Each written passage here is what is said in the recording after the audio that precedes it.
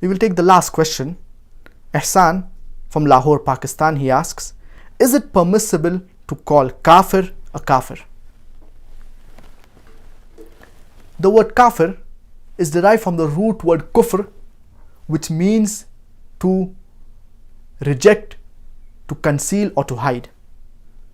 Linguistically, the word Kaafir means to reject, to conceal or to hide. In Islamic terminology, Kaafir means a person who rejects or hides the truth of Islam. So a non-Muslim, in Arabic, he is called as a Kaafir. So when a person is speaking in Arabic, if he is referring to the non-Muslim, he will call them a Kaafir.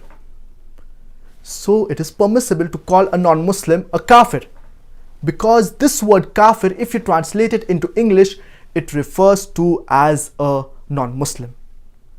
So as I said, linguistically, it means to reject, to conceal or to hide. Like the farmer, he hides the seeds.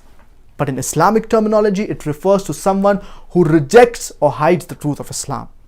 Non-Muslim, in Arabic, he is called as a Kaafir. If the Kaafir or the non-Muslim, they do not like this terminology of Kaafir, then I would request them to accept Islam, and we will stop referring them as a Kaafir, that is a non-Muslim.